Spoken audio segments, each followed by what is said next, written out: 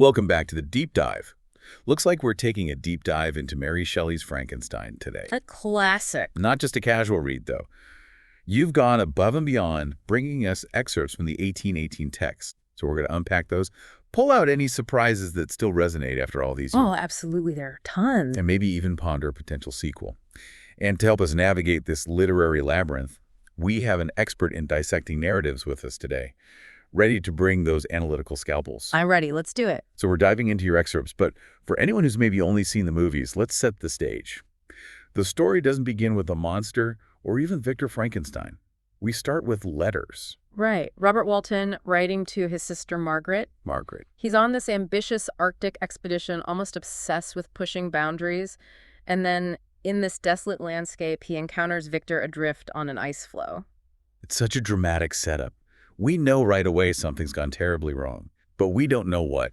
Plus this letter format, it's like we're peeking into someone's private thoughts. It adds to that feeling of unease. Shelley brilliantly uses that structure. It immediately raises questions. Who is this Victor?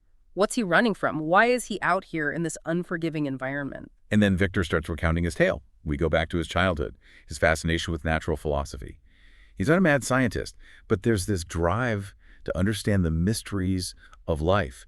It's amplified by his mother's death. It's like he wants to conquer mortality itself. Yeah, Shelley connects Victor's scientific ambition to a deep personal loss. He's not just a cold intellectual figure. He's driven by grief, a desire to overcome the pain of death. That's where things get kind of tricky, right? He goes from studying ancient alchemists to embracing modern science, all spurred on by a lecture from this Professor Waldman. It's like Shelley is showing us the transition from mystical thinking to a more scientific age. Exactly. Victor represents that clash between the old ways and the new. He's caught in this liminal space where the boundaries of what's possible are being redefined, and that's precisely what leads him to his groundbreaking and ultimately tragic discovery, the secret of life. The moment he animates the creature, it's both exhilarating and terrifying.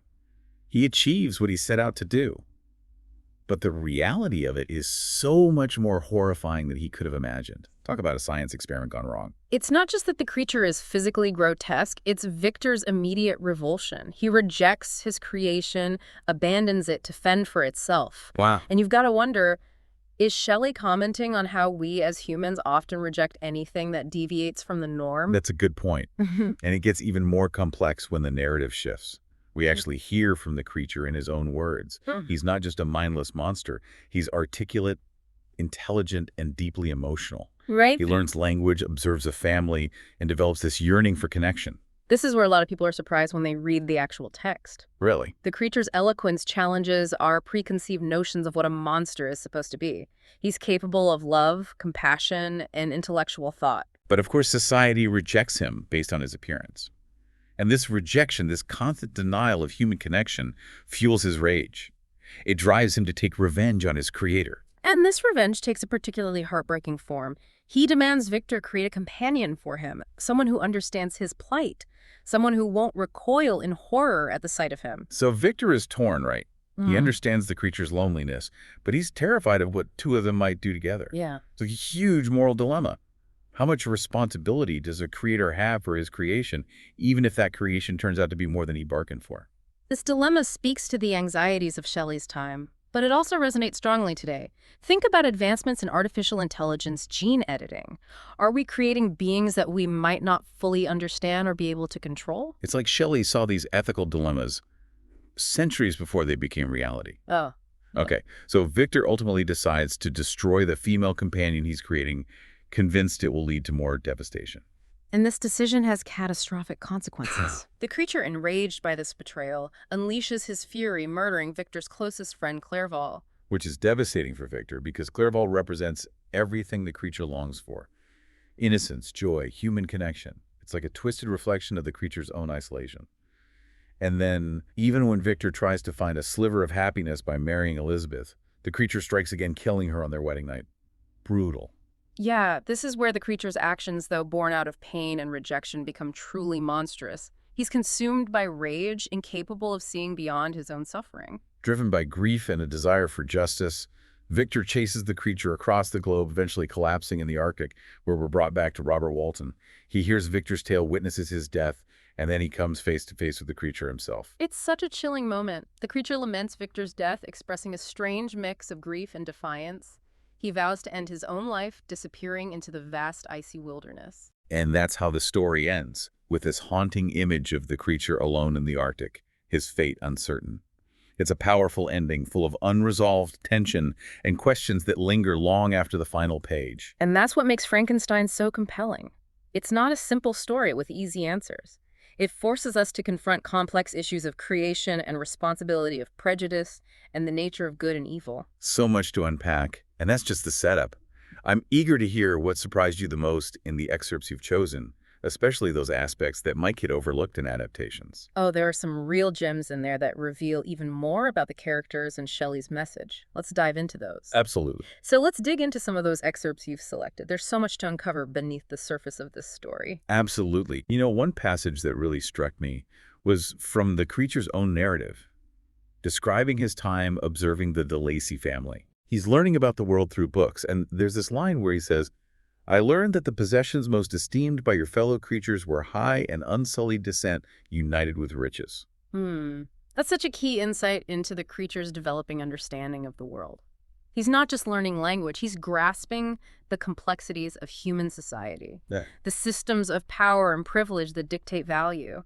And what he's seeing is that worth is often tied to things he, as a created being, can never possess. Lineage wealth. Social standing. He's like an outsider looking in, recognizing the arbitrary nature of these social hierarchies. Right. It makes his longing for acceptance even more poignant, because he's up against these invisible barriers that have nothing to do with his character or intelligence. And it goes beyond material possessions. He also observes the DeLacy's love for each other, their close-knit family bonds. He yearns for that kind of connection, but it's constantly denied to him because of his appearance. There's that heartbreaking line where he laments, "But where were my friends and relations? No father had watched my infant days. No mother had blessed me with smiles and caresses." It's a gut punch, right? To crave love and belonging, but be denied it solely based on how you look, it makes you question. Is Shelley suggesting that society, by valuing appearances over substance, creates its own monsters? It's a powerful question that resonates even today. How often do we judge others based on superficial qualities rather than taking the time to understand their inner worth? And this rejection fuels the creature's rage, leading him to demand a companion from Victor. It's not about power or revenge at that point. It's about finding someone who sees past the surface, someone who understands his isolation. His plea is so desperate, so heartbreaking. He's essentially saying, create someone who won't abandon me, someone who will see me for who I am, not what I look like. And Victor's refusal, while understandable from his point of view, perpetuates the cycle of isolation and despair that drives the creature to violence. It's a classic tragedy, a situation where both characters are trapped by their own fears and choices. There's no easy way out. You know, another passage that really stood out to me was the creature's description of his revenge against the DeLacy's. Oh, yeah. He burns their cottage down, and the language he uses is so visceral. He says the wind fanned the fire, and the cottage was quickly enveloped by the flames which clung to it and licked it with their forked and destroying tongues. That imagery is incredibly powerful. Yeah. It's not just a description of a fire, it's an embodiment of the creature's rage, his consuming despair. The flames become a symbol of his own internal turmoil, the destruction he feels within himself and projects outward. It's interesting how nature plays such a prominent role throughout the novel. The creature finds solace in the mountains and forests, but nature can also be harsh, unforgiving, mirroring the turmoil he experiences. Exactly. Nature becomes a reflection of his inner state, both beautiful and terrifying. It's a reminder that he exists outside of human society in this liminal space between civilization and the wild. Speaking of liminal spaces, that scene where Victor is on the Orkney Islands trying to create the female companion, and he suddenly feels this presence. Oh. It's chilling. He describes it as a sensation of helplessness, so often felt in frightful dreams. That moment is pure gothic horror. It's like the creature is a manifestation of Victor's guilt, a nightmare come to life. He can't escape the consequences of his actions no matter how far he runs or how hard he tries to bury his past. And even though Victor destroys his work, hoping to prevent further tragedy, the creature's thirst for vengeance is already unleashed. He vows to be with Victor on his wedding night. And those words, "I will be with you on your wedding night," send shivers down my spine every time I read them. Talk about foreshadowing. It's such a chilling promise, and it highlights the creature's power, not just physical strength, but his psychological hold over Victor. He knows how to manipulate Victor's fears, how to exploit his guilt, driving him to the brink of madness. And Victor is powerless to stop him. He's brought this horror into the world, and now he has to face the consequences. Yeah.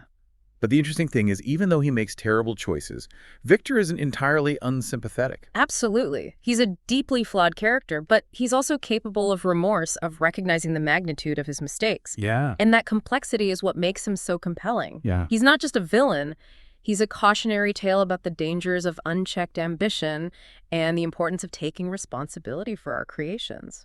There's that line right before his death where he warns Walton, avoid ambition, even if it be only the apparently innocent one of distinguishing yourself in science and discoveries. Yeah. It's like he's speaking directly to us across the centuries, urging us to consider the potential consequences of our pursuits, no matter how noble they seem. It's a chilling warning, and it connects to a theme that runs throughout the novel, the interconnectedness of humanity. Victor's actions have far-reaching consequences impacting not just himself, but his family, his friends, even those he encounters briefly, like Walton. It's like Shelley is saying that we can't exist in isolation. Our choices ripple outward, affecting those around us. And that brings us back to Robert Walton, who's listening to this tragic tale unfold. We've talked about Victor and the creature, but Walton plays such a pivotal role. He does. He's not just a passive observer. He represents the reader, the person grappling with the implications of this story. At the beginning, he's full of ambition, driven by a desire for fame and glory, much like Victor. Right. He even sees Victor as a kindred spirit, someone who understands his thirst for knowledge and discovery. There's that line where he describes his admiration for Victor, saying, I have sought one who would sympathize with and love me. Behold, on these desert seas I have found such a one. It's almost like he's blinded by his own ambition, failing to see the warning signs in Victor's story. And as the story unfolds, Walton witnesses the devastating consequences of Victor's choices. He sees him consumed by guilt and despair, driven to his death by the very thing he created. It forces him to confront his own ambitions, to ask himself, am I willing to risk the same fate? It's the question hanging over the entire narrative. And it's a question Shelley poses to us, the readers, as well. What are we willing to sacrifice in the pursuit of our goals? What lines are we willing to cross? And what responsibility do we have for the consequences of our actions? It's a question that each of us must answer for ourselves. But by engaging with these characters and their struggles, by diving deep into the source material, we can gain a better understanding of the complexities of human ambition and the potential for both creation and destruction that lies within us all. Okay, we're back, and I think we're ready to really dig into those final excerpts from your Frankenstein deep dive. Yeah, these are some thought-provoking passages, ones that really get to the heart of Shelley's message. All right, so towards the end, Victor's reflecting on his life and the choices that led him to this point, this tragic point. He gives this warning to Robert Walton. Avoid ambition, even if it be only the apparently innocent one of distinguishing yourself in science and discoveries. It's a pretty stark statement coming from a man who dedicated his life to scientific pursuit. It's almost like he's renouncing everything he once believed in. Like, Victor is acknowledging that ambition, even when driven by a desire for knowledge, can become a destructive force. Yeah. He's learned this lesson the hard way, through the loss of his loved ones and the creation of a being that brought him nothing but sorrow. It makes you wonder if Shelley is suggesting that ambition itself is inherently dangerous. Or is it more about the ways in which we pursue our ambitions, the choices we make along the way? That's a question worth pondering. I think it's about finding a balance. We can't simply abandon ambition altogether. Progress depends on our desire to achieve, to discover, to push the boundaries of what's possible. But we need to be mindful of the potential consequences of our actions. Right. And consider the ethical implications of our pursuits. Right. It's like that old saying, the road to hell is paved with good intentions. Yeah. Victor's intentions might have been noble at the start, but his ambition ultimately consumed him, leading him down a path of destruction. And this connects to a larger theme in the novel, the idea that knowledge without empathy can be dangerous. Victor was so focused on unlocking the secrets of life that he failed to consider the implications of creating a sentient being. He didn't stop to think about the creature's needs, his desires, his potential for suffering. He played God without considering the responsibilities that come with that role, and the consequences were devastating. Exactly. And that brings us back to the question of the creature's fate. He disappears into the Arctic, vowing to end his own life. But Shelley leaves it open to interpretation. Did he find peace in death, or is he still out there somewhere? a solitary figure forever haunted by his past. It's a question that has lingered in the minds of readers for centuries. I think it speaks to the enduring power of Shelley's work. She doesn't offer easy answers or neat resolutions. Instead, she leaves us with questions that continue to resonate even today. And that's what makes Frankenstein such a timeless masterpiece. It challenges us to think critically about the relationship between creator and creation, the dangers of unchecked ambition, and the ethical dilemmas we face in a world where scientific advancements are constantly pushing the boundaries of what's possible. You know, it's fascinating how relevant this story feels, even though it was written over 200 years ago. Right. We're still grappling with the same questions about artificial intelligence, genetic engineering, the potential to create life in new and potentially dangerous ways. Absolutely. Shelley was ahead of her time in exploring these themes, and I think her work serves as a cautionary tale, a reminder that we need to proceed with caution and consider the potential consequences of our actions. So much to think about. I feel like we could spend another hour dissecting this story. Yeah. But for now, I think we've given our listener plenty to ponder. What an incredible deep dive into Frankenstein. Thank you so much for joining me and sharing your expertise. Thank you for having me. It's been a pleasure. And to all our listeners out there, keep those pages turning and those minds questioning.